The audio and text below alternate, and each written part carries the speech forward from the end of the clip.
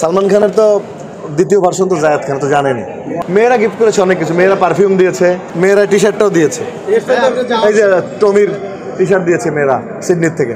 লন্ডনের শো যেটা হচ্ছে বাঙালি ফেস্টিভ্যাল 26 এবং 27 মাইলাম স্টেডিয়ামে, আমার মনে হয় সেটা আরও সুপার আকার ধারণ করবে ইনশাআল্লাহ। আমরা দেখছি আপনি বাইরের বিভিন্ন জায়গায় গিয়ে প্রোগ্রাম করছেন, কিন্তু সিনেমাতে আপনাকে দেখা যাচ্ছে না। সামনে কোন সিনেমাতে দেখা যাবে? এই যে রেডিমেড কথা সব, ঈদের ছবি রিলিজ হলো, এখন প্রতি সপ্তাহে সপ্তাহে আমার সিনেমা হবে। একটা লোকের ঈদে সিনেমা রিলিজ হয়েছে, তেজের কি দেখবেন? তার আগে বঙ্গবন্ধুর ছবি গেছে, একটা দুটো ছবি আস্তে আস্তে আসলেই তো, রেগুলার আসলে তো ছবি দেখবেন না। আর হলে যায় কয়জন মানুষ এখন? আপনি দেখলে আপনার কাজ আছে কিনা। আপনাকে যদি ভালো না বসতো, আপনাকে এরকম করে প্রবাসে এরকম টাকা দিয়ে খরচ করে আপনাকে বিজনেস ক্লাস করে কেন নিয়ে যায় আপনাকে দেখার জন্য? এত টিকিটে এত লোক হয় কেন? মানুষ গেলে 200-500 লোক হয় না, 1,500-2,000 লোক। এবং দুজন লোকের কথা স্পেশালি বলতে হয়, আবার হিমি হোসেন, ডিজিএনের চেয়ারম্যান মেলবর্নের, ওনাকে আমি আবারও ধন্যবাদ জানাই। এবং ফাগুন হওয়ার প্রেসিডেন্ট তিশা তানিয়া, মেইন অর্গানাইজারের কত কষ্ট হয় মানুষ আনতে, এবং দেখেছি, এবং টিকিট ছিল কিন্তু সব জায়গায়।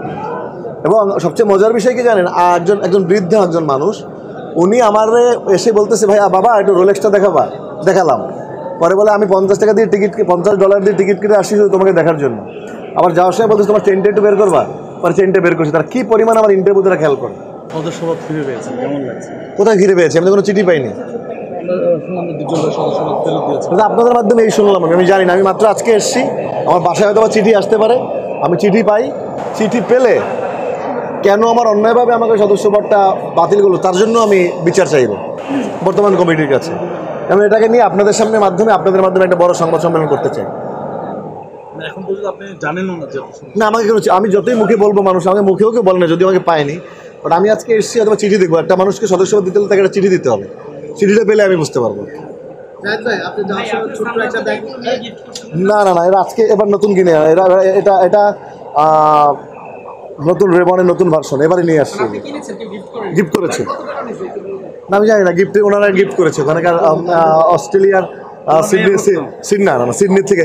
মেয়েরা গিফট করেছে অনেক কিছু, মেয়েরা পারফিউম দিয়েছে, মেয়েরা চকলেট দিয়েছে, মেয়েরা কি দিল, মেয়েরা টি শার্টটাও দিয়েছে। এই যে টমির টি শার্ট দিয়েছে মেয়েরা সিডনির থেকে। যাওয়ার সময় ছোট একটা ব্যাগ নিয়ে গেছেন, আসার সময় অনেকগুলো প্রোডাক্ট নিয়ে আসছেন। এখানে কারোর জন্য গিফট, কোনো নায়িকা বা কারোর জন্য গিফট নিয়ে আসছেন? এক নায়িকাকে দিলে তো অনেক নায়িকাকে দিতে হবে। আমার ফ্যামিলির লোকজন আছে না, তাদের জন্য আছে। আমার পছন্দের মানুষ তো ডিপজল ভাই আমার পছন্দের মানুষ, মিশো ভাই আমার পছন্দের মানুষ। এটা যেদিন দিব আমাকে লাইভ করে আবার সেদিন দেখবেন। আগে বললো তো আপনারা সব জেনে গেলেন।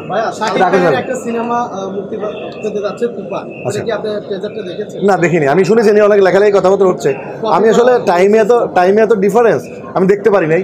আজকের থেকে নামলো, আজকের থেকে আবার বাংলাদেশের কালচার দেখবো ইনশাল্লাহ, আশা করি। সালমান খানের মতো আপনিও 6 জন নায়িকা নিয়ে একসাথে ছবি পোস্ট করেছেন, আমি তো সবসময় সালমান খানের তো দ্বিতীয় ভার্সন তো জায়েদ খান তো জানেনি। এটা তো আপনারা সব দেখতেই পাচ্ছেন, এবং অটো সেটা তৈরি হয়ে যায়। ভাই অবশেষে দর্শকদেরকে কি বলবেন বাংলাদেশে এসে বলবো, আমার ভাইদেরকে দেখে ভালো লাগছে। আগে আমি ভাইদের মুখগুলো দেখলাম।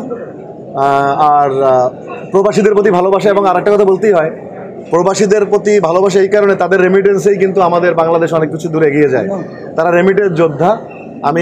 আমি হিমি হোসেন, যিনি ডিজিএনের চেয়ারম্যান, আমার বন্ধু, তাকে ধন্যবাদ জানাবো। মেলবর্নের ফাগুন হওয়ার প্রেসিডেন্ট তিশা তানিয়া, যিনি আয়োজন করেছেন প্রবাসে, এবং সব ওভারঅল সমস্ত প্রবাসীদেরকে ধন্যবাদ জানাবো এতভাবে উপস্থিতি হয়ে আমাদেরকে সম্মানিত করার জন্য। আমার যারা শিল্পী সাথে গেছেন, নুসরাত ফারিয়া, প্রতীক হাসান, সবাইকে ধন্যবাদ জানাবো। আর আগামী যে শোতে আমি যাচ্ছি লন্ডনে 26 তারিখে এবং 27 তারিখে, বাঙালি ফেস্টিভ্যাল সবচেয়ে বড় বাংলাদেশে, যেখানে হাজার হাজার মানুষ স্টেডিয়ামে হবে, মাইলান স্টেডিয়ামে, সেখানে সমস্ত বাঙালিদের আমন্ত্রণ জানাবো লন্ডনে এসে আমাদেরকে উৎসাহিত করার জন্য, আমাদের অনুষ্ঠান উপভোগ করার জন্য। দাবি করছেন যে বুবলির সাথে শাকিব খানের বিয়ে হয় নাই, তো শিল্পী সমিতির একজন সদস্য হিসেবে আপনি কতটুকু জানেন, কতটুকু সত্য?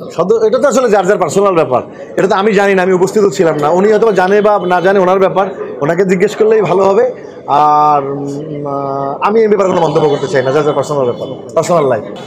বিশ্বকাপের আগে জিম্বাবুয়ের মতো টিমের সাথে খেলে কতদূর প্রস্তুতি নিতে পারবে?